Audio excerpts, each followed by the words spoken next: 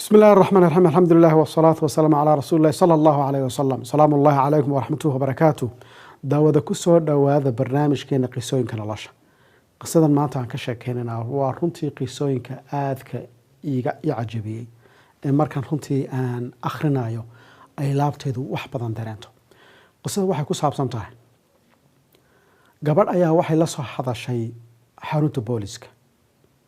waxay tiri waxaan rabaa ninka booliska ah ee maxamed la iraahdo in aan la hadlo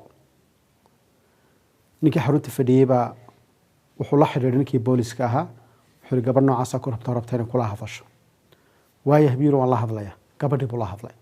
gabadhii baa waxay tiri run ahaantii waxaan rabaa inaan kula kulmo arrin yaroo ii gaarana inaan kala sheekaystaan rabaa oo nagaado arrintan cabasho ka gudbin karo iyo inaanan ka gudbin karayn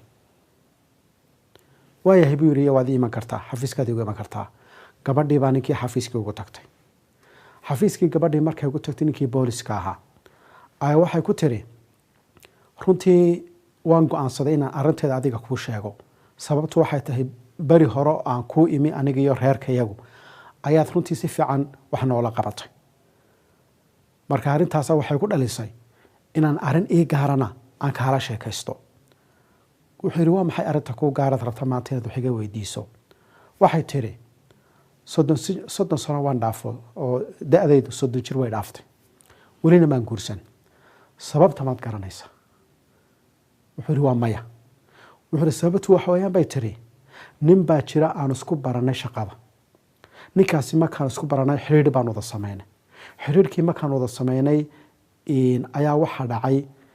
waxa uu iga helay waxyaalo badan oo runtii aniga xaggayga aan ficnayn inuu iga ogaado hadday sawiro noqoto hadday videos noqoto aduu muuqaalo aan fiicnayn ayuu xaggayga ka helay ninkaasi markaa hore anagoo de si caadiya u wada sheekeysanaynay ayaa muuqaalo noocaas xaggayga uu ka helay ninkii markaa wuxuu sameeyey muuqaaladii uu iga helay anigay ku saabsanaa ee sirtay ahaa ayaa waxa uu bilaabay inuu iigu hanjabo inuu faafinayo haddii waxa uu raba aan samayn waayo taasi waxay ku keentay ninkaasi inaan u xidhxidhnaado beri dhowto waxaan siri guursabay tiri nin baanu heshiinay ninkii markaanu heshiinay ayaan isagii u tegay waxaan ku war nin baanu heshiinay waan guursanayaa wixii hore aan ku wada soconnay kuma jiro sawirad wixii aad iga haysana walaal baabi wuxuu igu jawaabay ma guursan kartid ninna ma guursan kartid haddaad guursatana waan ku fadiixadaynayaa wixii aan muuqaaleyn ka hayayna waan soo dhigayaa buu yidhi qofkaana aada guursanaysana waan u dirayaa waxaa tiri arrintaasi waxay ku keentay inaanan guursan ilaa hadda wanigaa taagan oo maan guursan ninkaasaan u xidhxidhanahay naftaydii iyo dadnimadkaygii iyo waxaygii oo dhanba ninkaasaa haysta maxaad igala qaban kartaa ninkii booliska wuxuu yidhi wax badan baan kala qaban karaa laakiinse waxay u baahan tahay qaab officiala inaan cabashada kaaga qoro oo kadibna aan baadhista bilaabo waxay tiri markaa iyadoo runtii yara baqbaqanaysa waxay tiri wallaahi waxaan ka baqanayaa in haddii aad baadhista bilowdo hawsha aad gasho sidan hadda anay si ka xuna ay sheekadu noqoto laakiinse waa kugu soo warcelinaya way ka tagtay maalintii labaad bay soo noqotay maalintii labaadba waxay tiri waxaan go-aansaday hawshii inaad gasho maadaama aad nin boolis oo wanaagsan aad tahay hawshii gal wuxuu yidhi hawshii baan galay buu yidhi waxaan ka qaaday ninka telefoonkiisii guriguu degan yahay macluumaadkii ninka ku saabsanaa oo dhan ayaan gabadhii ka qortay kadib waxaan sameeyey buu yidhi ninkii waxaan qoray markaa warqadii muxuu ahaye samanka ahayd loogu yeedhayay si ninkaasu u imaado xarunta booliska wax looga weydiiyo gabadhaas waxay sheegtay ninkii markii loo diray runtii yeedhitaankii u aqbali waaye mabuu imanba bale dhowr cisho kadibba gabadhii baa soo hadashay waxay tiri ninkii hooyaday buu la soo hadlay waanu ifadiixadeeyo wuxuu iga hayayna hooyadaa buu u sheegay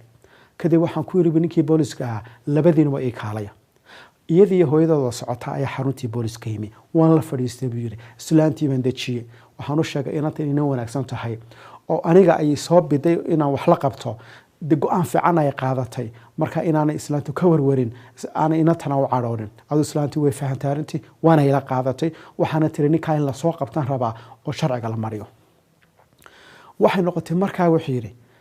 qofkii intii hore maan qaban karayn buu yidhi sababtoo ah waxa weeyaan sharciga marka la eego wax qofka booliska qofka wuxuu qaban karaa isagoo dambiga faraha kula jira haddii kale waa inuu maxkamadda warqad qabasho uga soo qaataa waxay noqotay markaa maadaama ninkii noo iman waayey warqad qabasho ah inaan dalbado oon maxkamadda ka dalbado warqadii baan helay buu yidhi warqadii baan ninkii kusoo qabtay ninkii markii aanu runtii aanu keenay maxaa jeelkii aanu keenay xabsigii ninkii markii aanu keenay ayaan wareystay buu yidhi ninka waa dafiray wax alla wixii gabadhaasi ku soo eedaysay uu dafiray wuxuu yidhi gabadha maba aqaanba gabadhaad sheegayso maba aqaanba aduu halkiibaa waxay noqotay cadaymihii inay adkaadaan wuxuu yidhi waxaan tegey baabuurkiisii uu soo kaxaysay baan u tegey baabuurkii baan fatashay waxaan isleeyahay markaa waa intaasood baabuurka ka heshaa telefoona iyo kaadhadh iyo waxaan dokumentigii cadayntii waanaad heshaa wuxuu yidhi telefoonadii aan ka helay baabuurka may ahayn iyo kaadhadhkiiba kuwan uu gabadha ka soo qaraacaya may ahayn wuxuu yidhi ninkan khatar buu ahaa buu yidhi wuxuu sameeyey gabadha telefoonkan uu kala soo hadli jiray isagu maba laha isaguna magaciisa kumaba qorna telefoonka magaciisa waxa ku qoran nin shaqaalaha oo dalkaba ka dhoofo ka tegayba markaa ninkani already telefoonkan uu gabadha ugu hanjabayo ee sawiradii balaayada uu ku hayo dokumentiga uu ku hayo maaha telefoon isagu leeyahay qof tegay baa iskale isaga telefoonadu haysto waan baadhayo wax dhiba ma laha magaciisa ku qoran wax dembiyo galana kuma jiro markaan baadhitaankii sameeyey waxay noqotay markaa arrin bilaa cadayna halkaa marka ay marayso oo sheekadii yara adkaatayoo dee ninkiina uu xidhan yahay ayaa waxay noqotay 4 saacadood baa dhammaaday haddii intaasi dhammaato sharci wuxuu dhigayaa qofkii waa in maxkamadda dib loogu celiyaa oo loo xalaaleeya xadhigga wuxuu yidhi dubbaan xadhiggii baan dalbaday inaa loo xalaaleeyo 5 cishaana loogu daray 5 cisho markiina loogu daray ayaa waxaan baadhitaankii haddana ahaan sii waday buu yidhi waxay noqotay bal inaan cadayme ka heli karo ninkan gurigu deganaa ina aan tago gurigii baan usoo qaatay warqad runtii baadhisa gurigii baan ka dul degay guriga markaan waxaas leeyahay waxaad ka heli kartaa telefoono iyo kaadhadhkan uu imika qarinayo ee gabadhan uu ka soo qaraacayay ayaa laga yaabaa inaad hesho ilaa ninka waa nin khataro waxaan aada uga sii taxadiriyay waxba ma yaalaanba wax kasta uu qariye moobil ma yaalo laptop sawiro ku jiraan ma yaalo wax yaala male halkan aan ku hungoobay buu yiri arrintu halkaa markay marayso waqtigana uu dhayo 5 cisho kaliya maxkamaddu ii soo ogolaatay inaan ninkan aan sii hayn karo haddaan 5 cisho ka dhamaadaan way la sii daayaa arrinta halkaa markay marayso ururkaasi hayo ayaa waxaan go'aansaday buu yiri ninkan muxuu hayaa kiiska ku jira iyo gabadha laftigeedii inaan isu keeno oo iswaajahaan waana qaab ka mid ah muxuu ahaa qaababka loo sameeyo baadhitaanada gabadhii baan u yeedhay waxaan ku yiri ninkan aad runtii eeda ka sheeganayso kow waa la soo bandhigayaa bandhigaasaad ku cadaynaysa horta inuu isagii yahay marka ninkii baa la keenay rag fara badan oo kalena waa la keenay meeshii oo isaga u eeg iyadii baa markaa ka soo dhex saar gabadhii waxay socotaba ninkii way soo qabatay markay saa u soo saartay ay tiri ninku waa ninkan ninkii markii la soo saaray ayaa waxay noqotay inaan step labaad u gudbo labadooda inaan iswaajahaan oo ay sheekada isku waajahaan idana waa qaab kale wax loo baadho qofka dambiga galay iyo qofka eedaynaya ayaa markaa labadooda kaliya la isu keeno ayaa la wada hadla labadoodii baan soo keenay buu yiri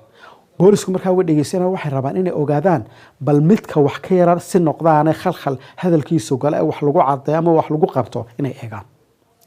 ninkii gabadhii baan soo keenay gabadhii baa ninkii arrinta ku qarxisay isna uu hadlay ninku waa nin kibriyaaniya wuxuu soo istaagay naanu kuma baaqaanba xagaad igu baratay weligay kumaan arag naamaano adigoo kale aanu la sheekaysan karaaba isla welida ninkaa ku jirta iyo siduu yahay adaa tacajubaya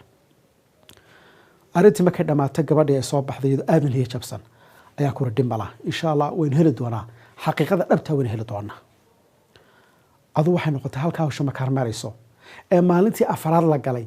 maalinta shanaad waa maalinta iigu dambaysa ninkaasi waa la sii daynaya maalinta afraad baan maraya waan warursanahay buu yiri anoo boorisa sababtoo gabadhan ninkan waan garanayaa buu yiri wejigiisa markaan soo eego inuu dambiile yahay inuu khaa'in yahay way ii muuqataa buu yiri laakiinse waa inaan helaa cadayn la taaban karo oo maxkamadda ku horkeeyo sababtoo qaanuunka wuxuu dhigayaa hadduu kiisku criminal yahay waa in la cadeeyaa beyond reasonable doubt bay yiraahdaan waa in la cadeeyaa shaki la'aan 95% kiisku waanu cadaada haddii kale maxkamadda ma horgeyn kartid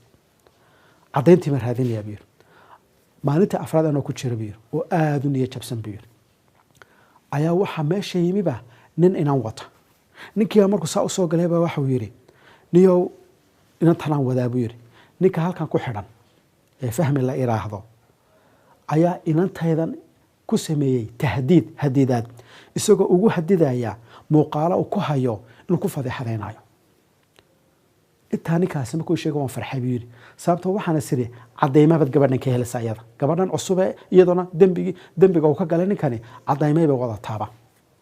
gabadhii baan eegay telefoonkii ka wada xidhiiri jireen ilaa telefoonkuba isna waa telefoon kale waa nambar kale oo isna runtii oo qof kale leeyahay oo kiisi magaciisa baan ku qornay wuxuu yidhi sidiiba broseski dib aanu mari oo telefoonkii baan raadiyey baabuurkiisiiba dib uga baadhay gurigiibaa laga baadhay wala waaya isla maalinta afraad buu yidhi haddana gabar kalaa meesha timi booliska oo ninka ku dacweynaysaa inuu iyadana uu muuqaalo ka qaatay uu ku fadeexadaynayo arintu halkaa markay marayso ayaa iyadana aan ku farxa markay timi waxaas lahaa waxay ku faa'iideynaysaa baadhista wax lagaba caddaymay inay kuu keento waan baadhayoo ilaa iyadana telefoono kale ayaabuu isticmaalaya hawshu markaa marayso oo saddexdoodaba caddayn la-aan aanu hayo ayaa maalintii shanaad la gaadhay oo maalintii ugu dambeysay maalintii shanaad markay duhurkii marayso ayaa meesha waxaa igu yimi inantii muxuu ahaay ugu horeysay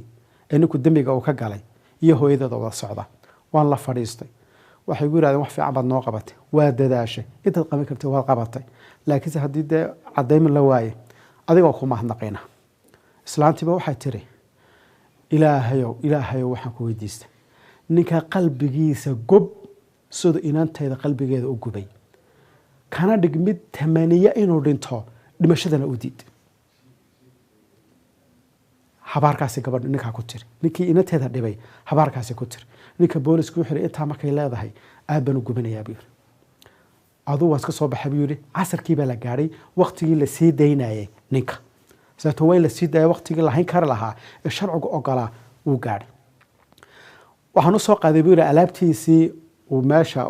markuu xabsiga la geliyay laga qaaday ayaan usoo qaaday alaabtii markaan usoo qaaday buu yidhi ayaa waxaa dhacday buu yidhi warqad baan ugu dul qoray meesha warqad yar baan u geliyey warqaddii intaan u geliyey anuu aan qoray oo hadal yar aan ku qoray ayaan u dhiibay alaabtiisii markuu qaatay ee uu sii baxayo warqadiibuu saa eegay uu akhriyey intuu saa iisoo eegay buu yidhi yara si kibraaniya ayuu warqaddii saa iskugu duuduubay ayuu iska tuuray buu yidhi wuu iska tegay buu yidhi kiiskii bartii baa lagu xidhay buu yidhi muddo yar kadib buu yidhi muddo kadib dhowr sano kadib buu yidhi ayaa telefoon la isoo diray yaa telefoon isoo diraya xaruntii booliska markaanu waan ka wareegay oo meel kalean u wareegay buu yidhi markii telefoonkii la isoo diray baan qabtay waxaa lagu yidhi hebelow in xaruntii booliska joogi jirtay waxaa kuu taala kartoon sanduuq baa ku yaala ee soo doono waayaha baan yidhi waan tegay buu yidhi sanduuqii kartoonkii buuxay baan soo qaaday waa kartoon alabi ku jirto waan furay maxaa ku jira waxaa ku jira magaca ku qoran baan eeg ilaa magacu waan markiiba xasuustayoo waa ninkii dembiga hablaha ka geli jiray ee fadeexadayn jiray ayaa magaciisa ku qoraya waan eegayo waxaa ku jira kartoonka laabtobyo moobilo kaadhadh waxaasoo dhan ba ka buuxa wax allo waxaa caddayna ee aan u baahna inaan ninkaa maxkamad ku keeno ayaa kartoonka ku jira waan yaabay buu yidhi war ninkii maxaa soo kii dembiga dafiri jiray soo kan caddaymihii soo diray intaa markaan iri baa ninkii booliska ila jooga xaruntaan ku yidhi war niyo ninkaa kiiskiisa dib u baadha faylkiisii soo saara kiiskii haddaynu ku qaadana caddaymihii baa la helay nin boolisa markiiba ordayoo bilaabay inuu faylkiisii baadho anigoo kartoonkii hayay buu yidhi ayaan kartoonkii eegay kartoonkii markaan eegay warqad baaban arkayba warqaddii baan furay waxaa ku qoranba ninkii fatxi la oran jiray kiisaska badan hablaha ka galaaba ku qoran muxuu leeyahay waxaan kuu sheegayaa maxamedow waxaan kuu sheegayaa maanta manaan dhiman mana nooli waxaa igu dhacay xanuun ugu xumaa adduunkaa igu dhacay xanuun barar oo jidhkayga galay ayaa igu dhacay mana nooli manaan dhiman waxaan kaa dalbanayaa dhammaan dadkan dembiga ka galay waa kan aan kuu soo qoray caddaymahoodii keliya maaha saddexdii hablood hablo badan oo uu ka galayna uu soo qoray wuxuu waxaan kaa dalbanayaa dadka aan dembiga ka galay inaad reerahooda u tagto inaad iyaga u tagto ood ii weydiiso inay cafiyaan hadalkiisa maxaa ugu dambeeya hadalkiisa qoraal yar hadal baa ugu dambeeya hadalku ku soo khatimay hadalkiisa muxuu yahaynaa maalintuu sii baxayay warqadii yareedee aan wax ugu qoray hadalkii aan ugu qoray buu ku soo khatimay hadalkiisa oo maalinta maxaan ugu qoray waxaan ugu qoray in alladhina fatanu almu'minina walmu'minat thumma lam yatubu falahum cadaabu jahannam walahum cadaabu alxariq intaasuu ku soo khatimay isaguna hadalkiisii warqadii maalinta uu jeexjeexay ayuu ku soo xidhay hadalkiisii aad baan murugooday buu yiri isla markiiba waxaan bilaabay yiri inaan bal feelkiisii baadhno feelkiisii markaan baadhnaan isleena bal kiiskiisii had eegtaan warqad kalena feelkii ka helay maxaa warqadda kale ku qoran hebel hebel hebel waxa uu dhintay taariikhda noocaasa ilaa ninkaniba wuxuu dhintay markuu feelkan ii soo diray 3 cisho kadib uu dhintay sanduuqan uu cadaymaha ku sheegay markuu ii soo diray 3 cisho kadib ayuu ninkan badhintay sidii bay kiiska aan ku xidhnay arintana ku dhamaatay dawada qisadan waxay ku soo dhamaanaysaa waxaad ogaataa haddii aad runtii garsoorka iyo systemka iyo xeralaalin iyo xisaabtan adduunka haddii aad ka baxsato xisaab kalena way jirtaa oo aakhiro ah taa horta waa inaad cadaaladda ilaahay aad ku tala gashaa mid kale meesha tala waxa weeyaan qof kasta oo dumara oo ay isku dayaan dhalinyarta ama raggu inay u hanjabaan fadeexad ugu hanjabaan xalka ugu muhiimsan waxa weeye qofka kuugu dhow inaad u sheegto ha qarin haddaad qariso qofkaasi weligaa uu ku haysanaya addoon baad u noqonaysaa ha qarin sheeg cidda kuugu dhow u sheeg si aad uga badbaado daawadeyntaasi kusoo koobaynaa wasalaamu calaykum waraxmatullaahi wabarakaatu